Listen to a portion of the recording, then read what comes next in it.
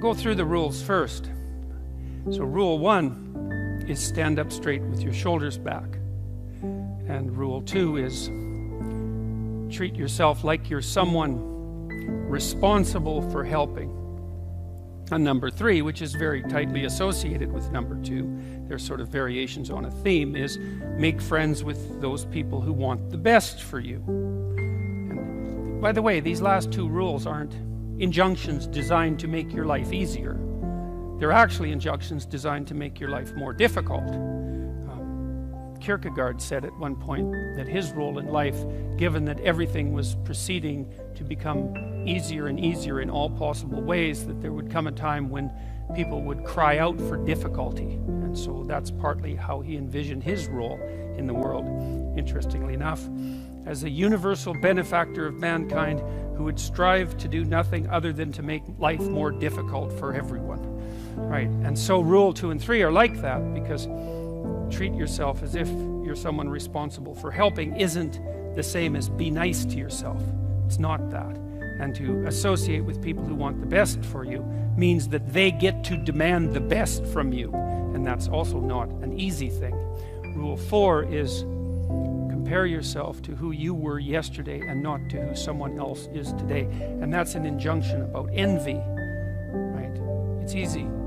You need people you need things that are above you, because you need to do something worthwhile with your life. You need something to aim at, but one of the consequences of that is that you can become envious of people that you believe have attained more in a deserved or undeserved manner, and that can make you bitter.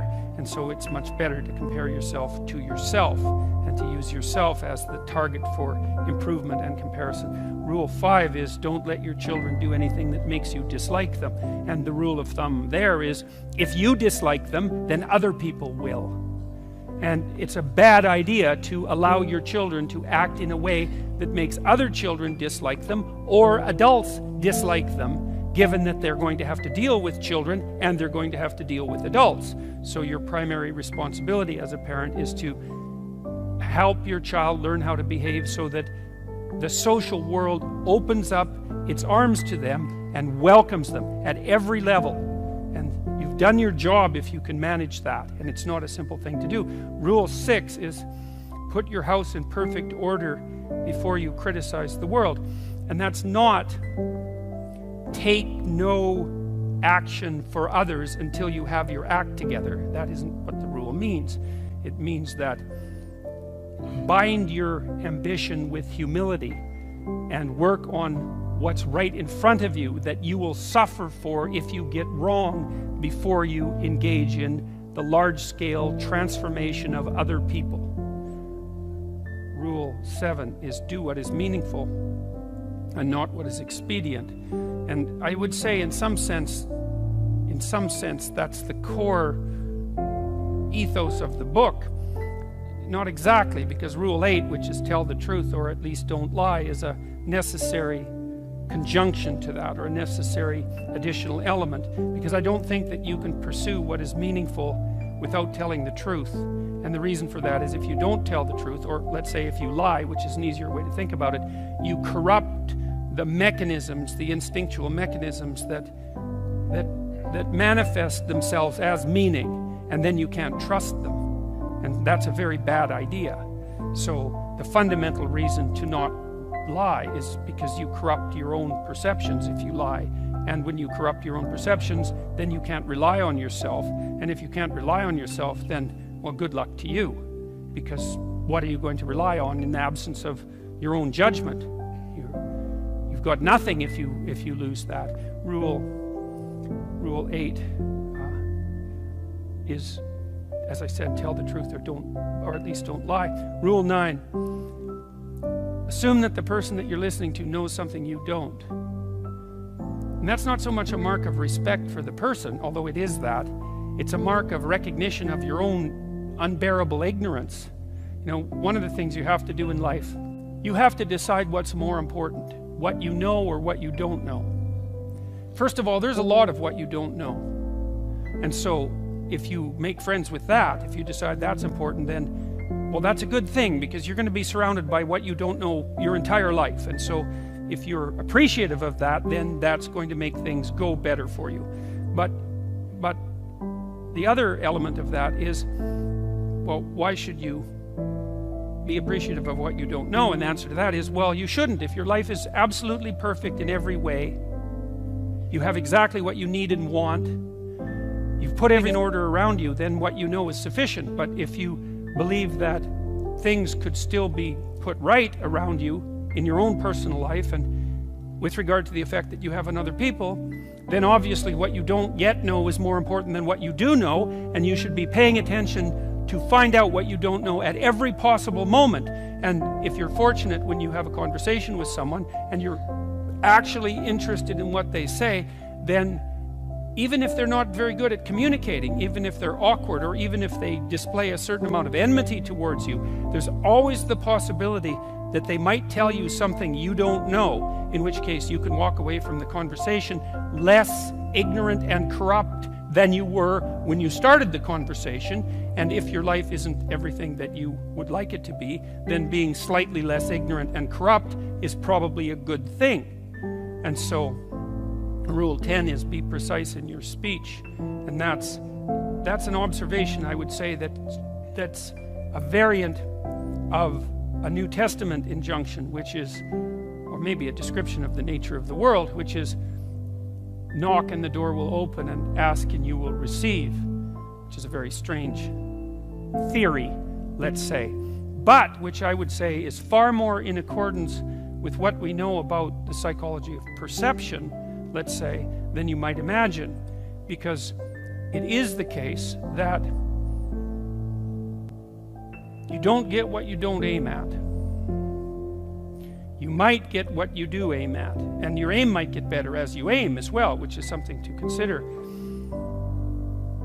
If you specify the nature of the being that you want to bring into being, then you radically increase the probability that that's what will occur. And of course you all know that, because you regard yourself, at least to some degree, as active creative agents, right? Your fundamental attitude towards yourself, at least in the manner that you act towards yourself, is that you wake up in the morning and you have a landscape of possibilities that lay themselves open to you, and you make choices between those possibilities and determine in consequence how the world is going to manifest itself. So you confront a field of potential. That's a good way of thinking about it. And through your choices, you determine which elements of that potential are going to concretize themselves into the real world. And you are very unhappy with yourself if you don't do that properly, and you're very unhappy with other people if they don't do that properly, and you're very unhappy with other people if they don't treat you like that's what you're like. Because part of what you demand from people, let's say, in terms of sheer civility, is that they act towards you as if you're the locus of voluntary choice in a world of potential. And you upbraid each other for that as well. If you have children and parents, your parents will say to you, if you're fortunate, you're not living up to your potential, which is actually a compliment in a sense, even though it's also a judgment. And the compliment is, I know perfectly well that you could be more than you are. And you'll hang your head if you have any sense, and you'll think, like you think in relationship to your own conscience, that yes, I have a lot of potential that I'm not fully realizing, and that actually constitutes a transgression against the good. And I don't think I've ever met anyone who doesn't believe that. If you have a reasonable conversation with them, it just seems self-evident. I mean, maybe now and then you meet someone who's narcissistically self-satisfied, but then they're narcissistic, and that's not good. That, as a medium to long-term strategy, that's a catastrophe. That ends in disaster. You know, it's a short-term, it protects people, but long-term, it's not good in the least. And of course, other people don't appreciate it as well. Rule 11 is don't bother children when they're skateboarding. And that's actually a discussion of courage, of encouragement, more specifically, because I've been trying to understand, for example, what role parents play in the lives of their children. And I would say this is a role that is of fundamental importance, as well as attempting to guide your children so that they act in a socially desirable manner so that the world opens itself up to them. You also want to encourage them, which is not the same as sheltering them. It's not the same at all. And to encourage someone is to say something like, or to act out something like, look, kid, the world's already difficult, because the world isn't easy for children any more than it's easy for adults. The difficulties they're not the same. They're child-sized difficulties, but they're still difficulties. The world is a very hard place, and it's a bitter place in many ways. And it's not only a hard and bitter place, it's also touched with betrayal and malevolence. And that's the fundamental bottom line. But there's something in you that is capable of taking that full on and transcending it. And that's encouragement. You say, well, as difficult as things are, you're up to the challenge.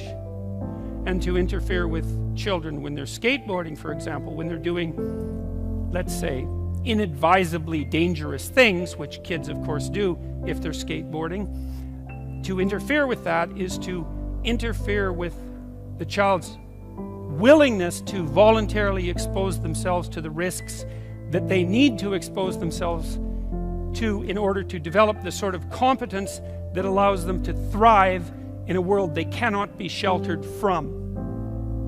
And so to interfere with children when they're taking necessary risks is not love or empathy, but cowardice on the part of parents, and it's deeply damaging to children. And I can tell you, as a clinical psychologist, I've never had a client come to my office in all the hundreds of encounters I've had with people in my office. I've never had a client say, my parents made me too independent. Right, that hasn't happened once. Right, now, my parents made me too dependent, or I conspired with my parents to perpetuate my dependence. That happened all the time. So there's a rule of thumb which I think is a good one, which I believe is often applied in nursing homes by people who work in nursing homes, which is of course a very difficult job. And the rule is, do not do anything for anyone they can do for themselves. And the reason for that is that it's a form of theft.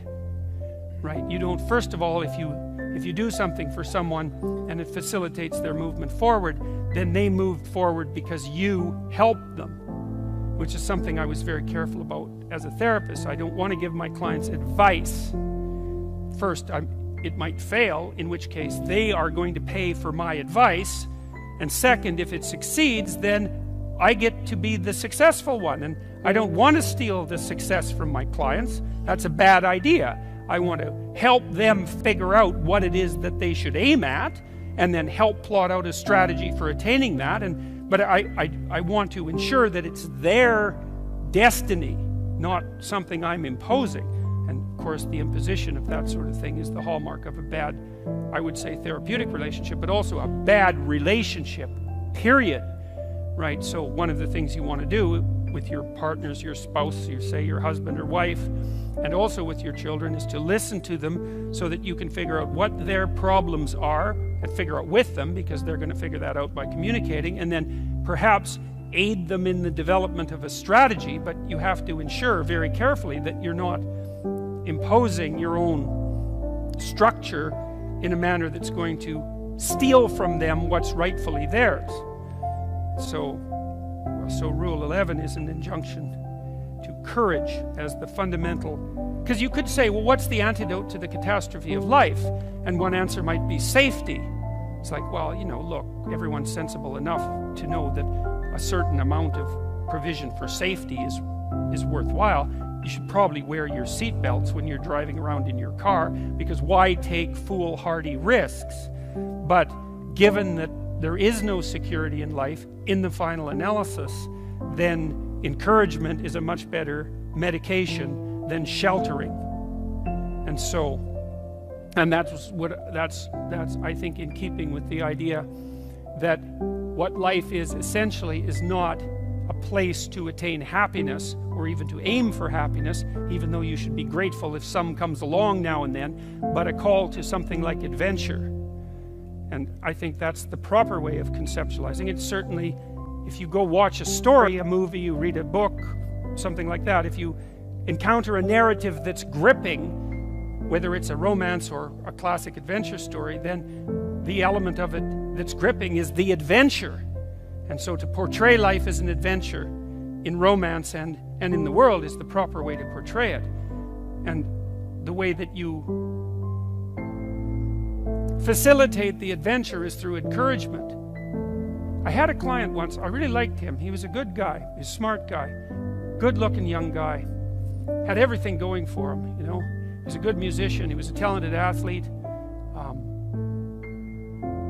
but he hadn't been encouraged, I wouldn't say. He told me about his relationship with his girlfriend. He said his girlfriend wanted to go biking around southern Ontario. She was about 19 or 20, and he thought he might join her. And when she went and talked to her parents, they made every provision possible to help her prepare for the journey, to make sure her bike was in good shape, to make sure she had the right equipment, to help her plot out a route. And when he went and talked to his parents, all they did was worry that he was going to get hurt. And like, he might get hurt, because people get hurt. But they didn't understand that they were choosing between the hurt that he might encounter by going out in the world and having an adventure, let's say with his girlfriend, or the hurt that he would encounter by staying at home, cowering in his basement under the protection of his over-loving parents, while his girlfriend ventured bravely into the world. You think, well, which of those two things is most likely to be damaging? And the answer to that is, well, his parents wouldn't worry as much as if he was in the basement. And that's the wrong worry, even, because they should worry more, not less. So in Rule 12 is pet a cat when you encounter one on the street. And it's oddly enough, a meditation on fragility. It's a discussion of what you do when you don't know what to do, and that's really when things have gone badly for you, when you face a terrible tragedy in your own personal life, or in your familial life, or perhaps even in the life of your community, when things come crowding in at you too quickly. In the case of a death in the family, or a terrible illness, or the collapse of a dream, or any of the things that can flip your world upside down, is how do you cope with that? And that chapter contains a discussion of the necessity of narrowing your time frame, you know, because sometimes the right way to look at the world is across years, and sometimes it's across months, and when things are more out of control, perhaps it's across days, and when things are really, when you're really up against the wall, it's across hours or even minutes. And during those minutes, then you concentrate on doing as well as you can with what's right in front of you for the longest unit of time that you can tolerate conceptualizing. Maybe that's what you do at someone's deathbed, and while you're doing that and suffering away madly, then you also take the time to appreciate everything you can that manifests itself, that allows itself to be appreciated. And so that's the metaphor of the cat, I suppose. And so that's the 12 rules. And I'll return to Rule 1, which is stand up straight with your shoulders back, and I'm going to use it as a platform for laying out the abstractions that I talked to at the beginning of the lecture.